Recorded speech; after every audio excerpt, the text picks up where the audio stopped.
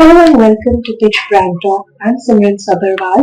I have with me today Ketan Mankikar. He's the Vice President and Head of Marketing at Zuno General Insurance. Ketan, hi. Hi, Simran. Thank you. Ketan, I just want to start first with your parent company, which is the Edelweiss Group. And you went by the name Edelweiss General Insurance. And in 2023, you rebranded to Zuno General Insurance. So how's the journey been for the last year and a half? And what was the process to educate your consumers, particularly about the new brand identity? What are the challenges? Because Edelweiss is a very, very well-known name in the financial space. Right. So Edelweiss is into a lot of business, financial businesses, right? And it's been more than close to 3 decades now. 2018 is when Edelweiss as a group entered into non-life insurance business. So the day we started the general insurance part, I think from that day we were very clear that we didn't want to function like a very traditional organization. Right? We wanted to approach insurance in a lens that's quite contemporary.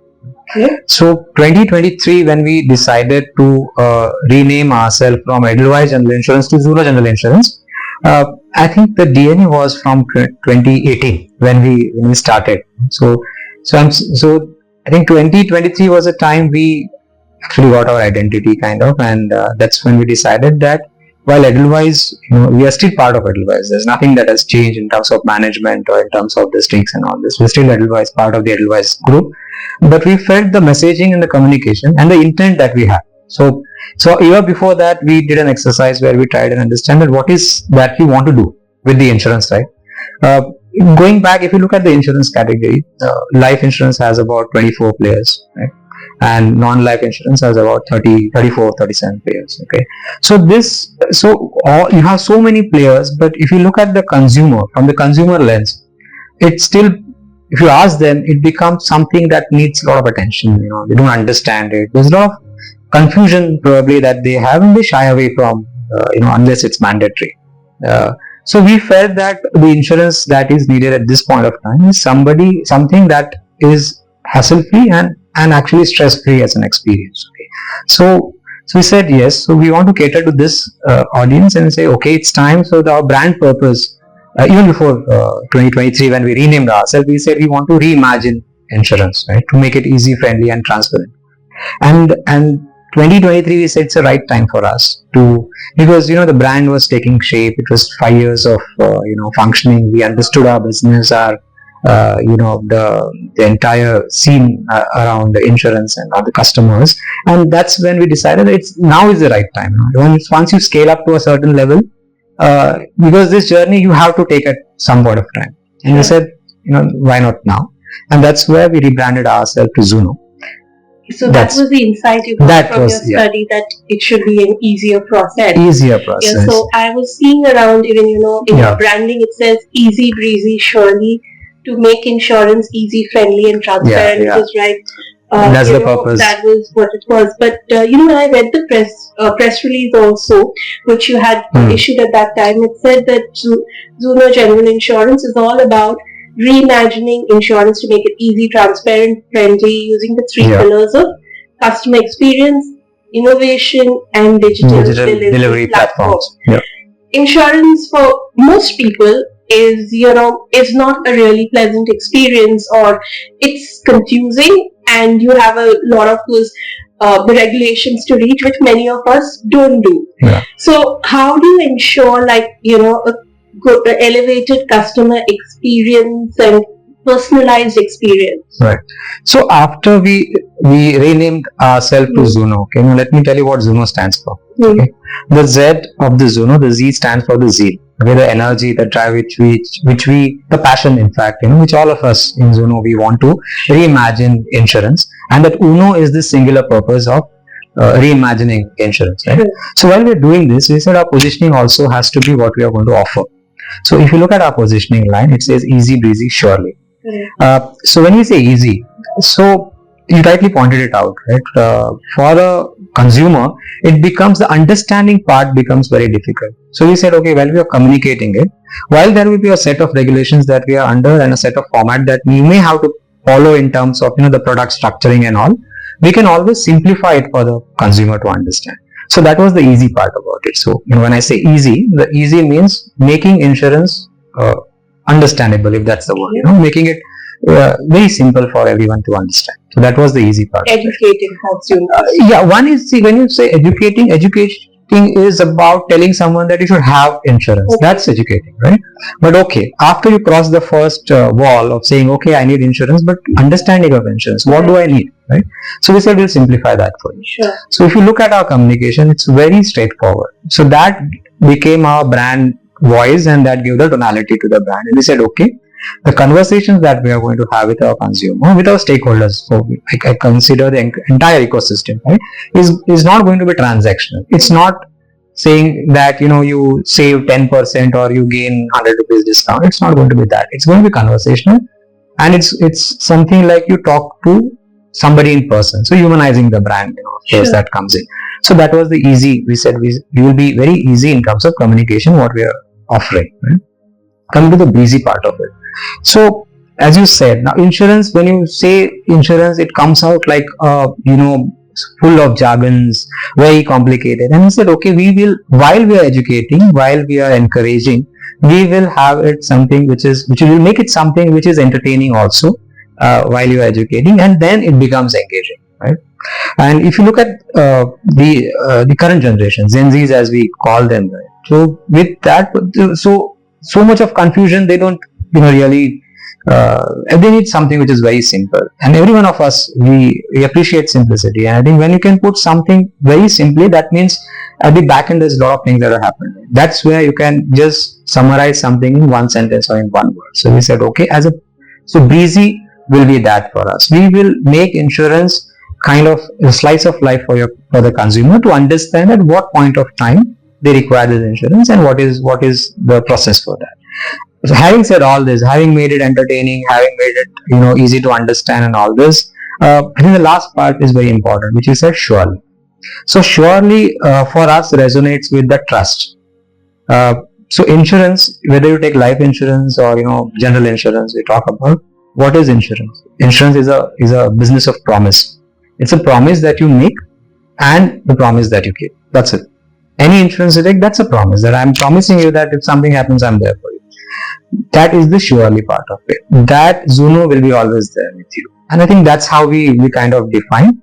And this is our guardrail. So whatever we do, we try and see that if you tick all these boxes, that's actually how we. You mentioned Gen Z and the need to be easy, and they should be able to understand the communication easily.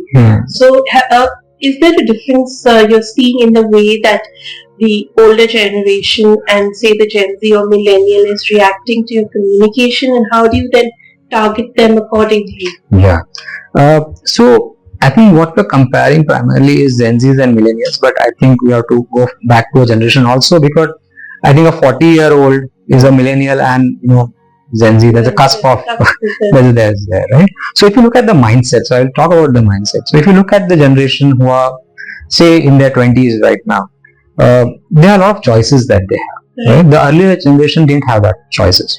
Okay, so the first point is about choices. So that means they are not. So if you look at the consumer of today, he is not comparing you with your competitor. That's only in our mind, right? So I would compare myself with somebody in the insurance domain, right? In the general insurance domain, or somebody in the life insurance domain. But the consumer is not doing that. Consumer is currently comparing you with Zepto, that gives him 10-15 minutes mein aa jata hai. Comparing you with the Amazons of the world, where everything is a marketplace, everything is there, right? Comparing you with Swiggy, right? Comparing you with the UPIs, it is so instantly done, right? So I think that is the mindset that the consumer right now has. So two things is very important, that irrespective of the age, the mindset that is there currently is, one is about choice and the second is about convenience. So they need choice and they need a control over that choices, right? And the second part is about the convenience. They don't want hassle. The earlier generation was okay to stand in the queue just to get your passbook printed. Sure. We did that, right? All of us, we did that at one point. But now, if you tell that, I don't think we will entertain that brand at all, saying that, oh, I don't need to go there just to update my passport. So that is the change that has happened. So convenience and choice, I think that's what we offer. I just want to take this step question further.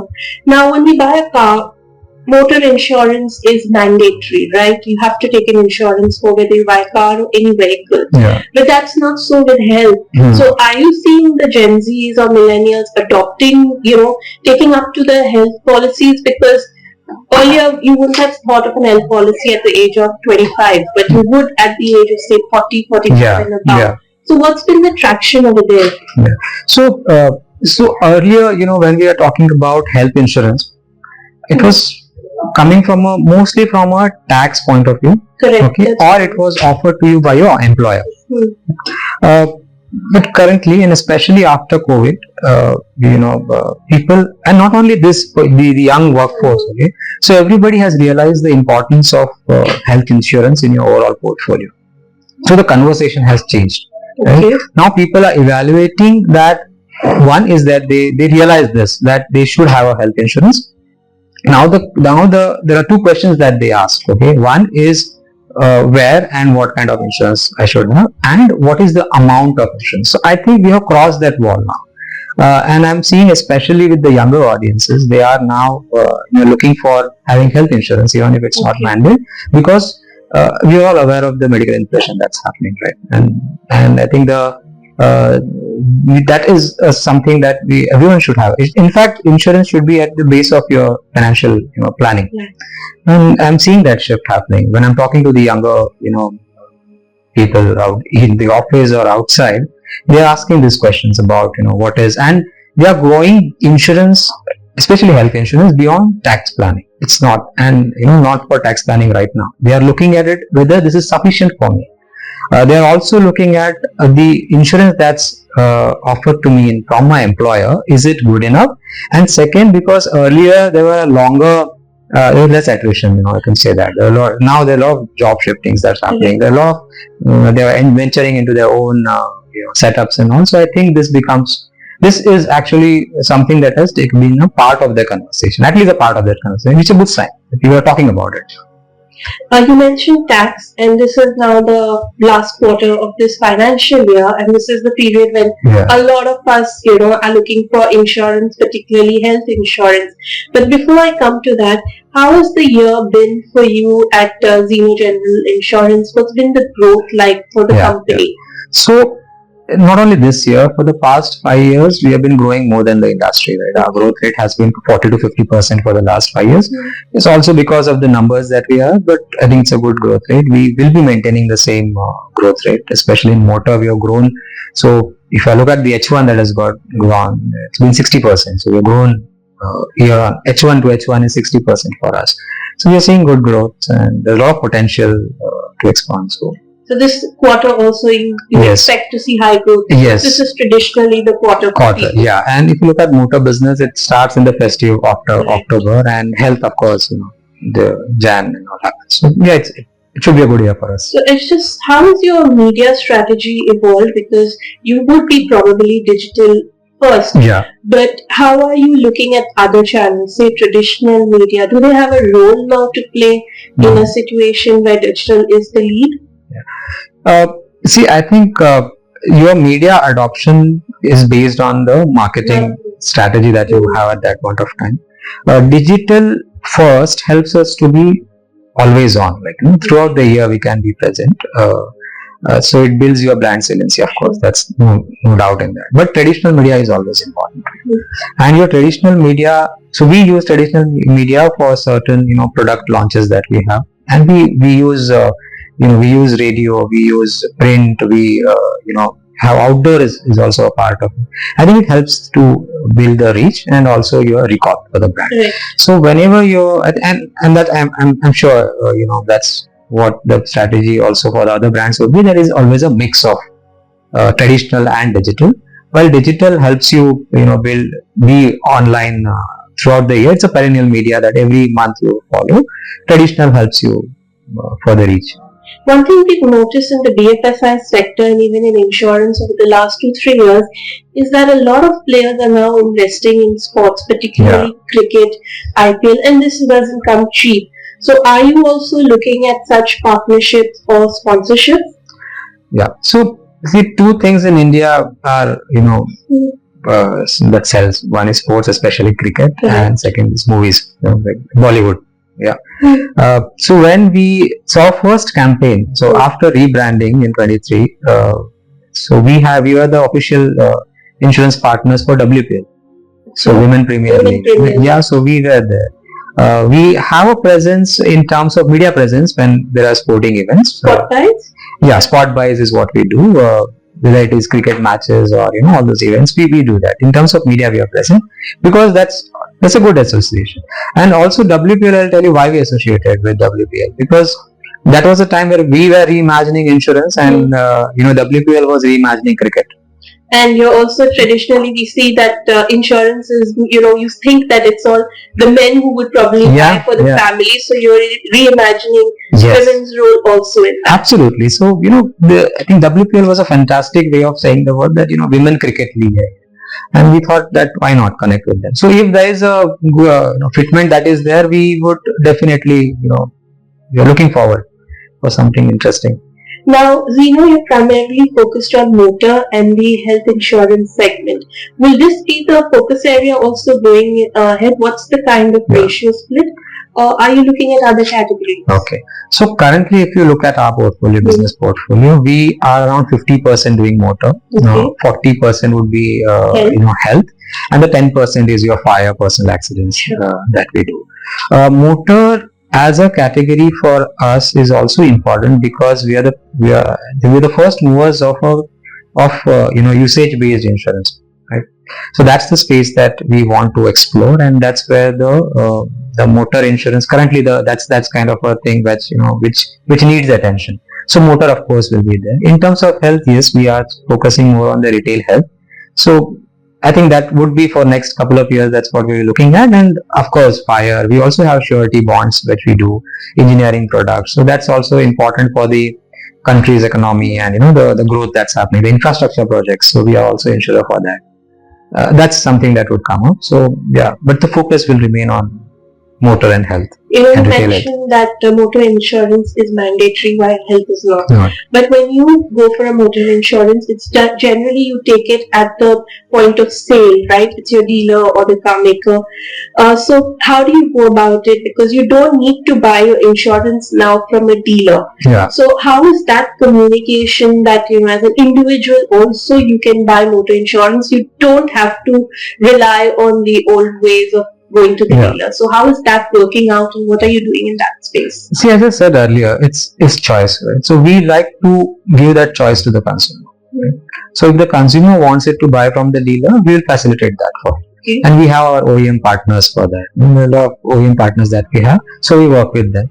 Okay. And if they want to directly buy, we have our assets, the website and all app we have. So, but I think the conversation should be more what is the choice of that the consumer wants to have. It's not my choice that I can't say I'm only online and you have to buy through this. We feel that it's both, right? If you feel you're buying a car and you want the same person to give you insurance, we are there for you to support you there. And if you feel that no, I will buy a car from the manufacturer and let me buy directly, and similarly let me buy insurance from the insurance manufacturer, then we are open for that. So I think it is the consumer's choice. Leave it to the consumer. Leave it to the consumer. And the consumer is old enough and smart enough to recognize what would benefit.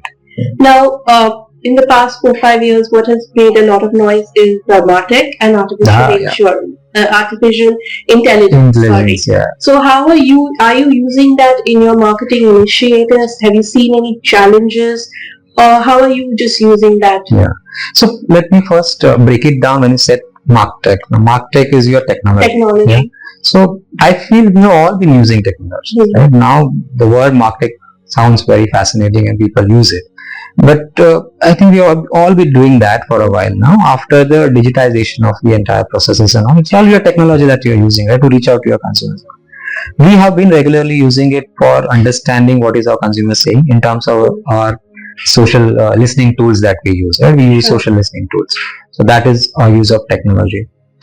We use it to understand the social media. There are certain tools that are there. Yeah, that's technology for us. When you say AI, I think AI is something very fascinating, right? And we are still discovering. I think everyone is still discovering.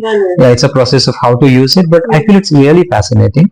It's a very intelligent tool, but end of the day, it's a tool. So its intelligence depends upon the user's intelligence, right? And of course, it has a good learning. The ML is very good, so it remembers what was last said. So I think that's something that's and it is going to change the way maybe any function operates. But you would need that basic acumen to understand, because it's prompt driven, right? You should know what kind of a prompt to give.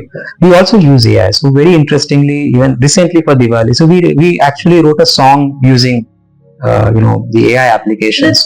Sorry to cut you. So is it more for content that you're using it now? That's the space where yeah. So right now we are using it for content. We are also evaluating is to use it for a personalization of the communication. We started the journey now. For example, your educative videos, if you have explain something. So now with the AI, earlier shoots used to take 3-4 days of planning and then editing. So it was a longest cycle. Even to make some animation film or something, you took 10 days or 8 days, crunch it down to that. But with AI, there are tools which, like in 2 days, you get the finished product.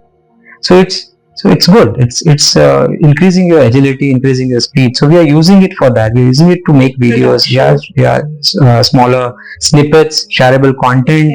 We are making some engaging, videos out of it. We're making songs out of it. It's also a great tool for your content, as you said, and also for your creativity. It's a good brainstorming. When you do, you get a lot of ideas. Now, earlier also you used a search engine to understand what's happening. Now it is kind of a consolidated thing that it gives you, but you should know how to use it. Sure. Yeah. So it's always there. And see, even for media planning. So we use technology. The recent media planning which we did, so we use a technology which is a smart CTV technology.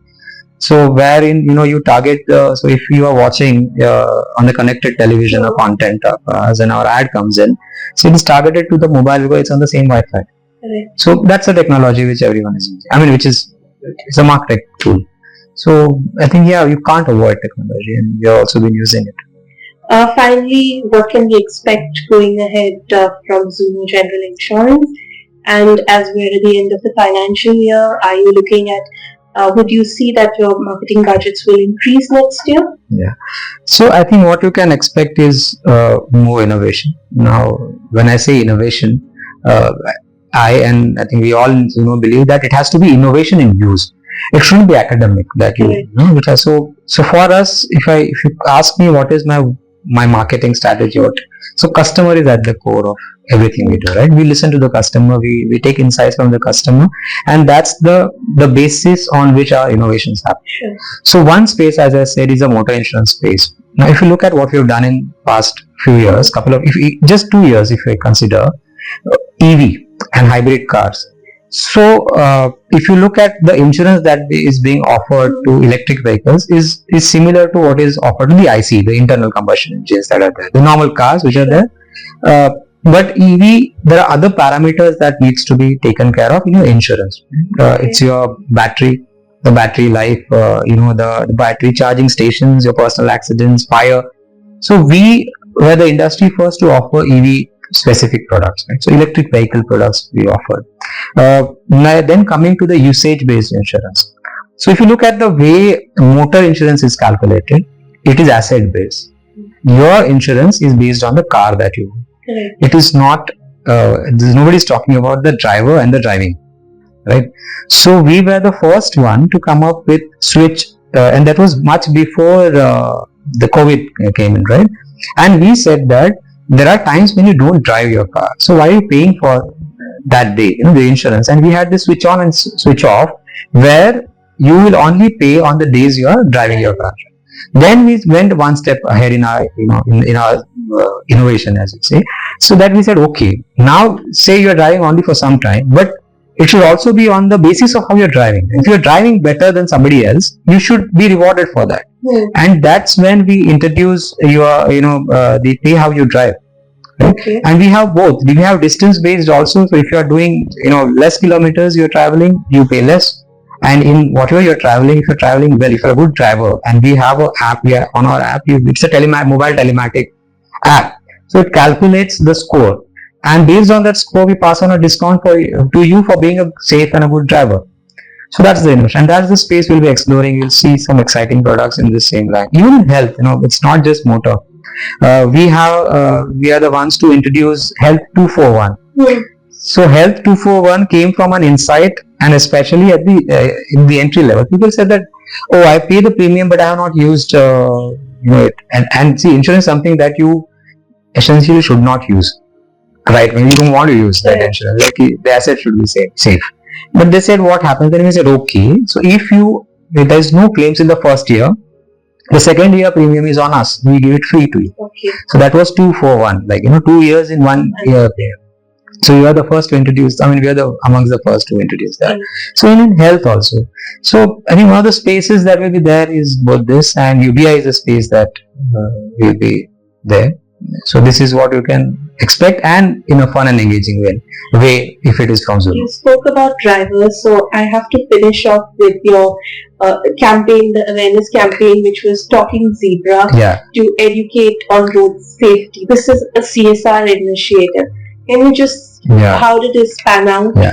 So we have been doing this in every year in the month of Jan, because Jan is declared as the Road Safety Awareness Month by your Ministry of Road Transport and Highways. So in accordance to that, we have this campaign, and we said that one of the important so when we are talking about UBI and driving safe is about educating the road safety. Sure. So when we were actually brainstorming on what to do this year, and Talking Zebra when it happened, we said, what is the first thing that anybody in school tells you about? There are two things actually that they tell you when they tell you about traffic and roads and all this. One is your signals, right? And the second is zebra crossing. Right? So we said, why not integrate it both? And so this communication was for both motorist and also the pedestrian.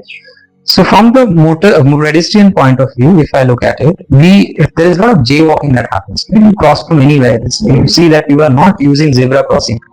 Number one. From the motorist, they jump signal, and if they don't jump signal, they actually occupy the zebra line, right? So where the pedestrians are supposed to cross. So that's why we said now it is the time that zebra line is going to get a life of itself, and is going to talk. The zebras are going to talk to you. Okay. And that's where the Talking Zebra happened. And so we had promoted this like the zebra, and we said then they said that this is my space, and the pedestrians please cross on this, and motorists you don't cross this. So that was adding that, engaging, and also educating them that this is what does it, because that's the space. So because we also don't want you want your life to be safe and your asset in terms of the vehicle to be safe. So that's why Talking Zebra. And that's interesting, because I'm sure all of us in India have done jaywalking one time or the other. We're all guilty. Thank you so much, Ketan, for your time. Thank you. It was lovely talking to you, I think.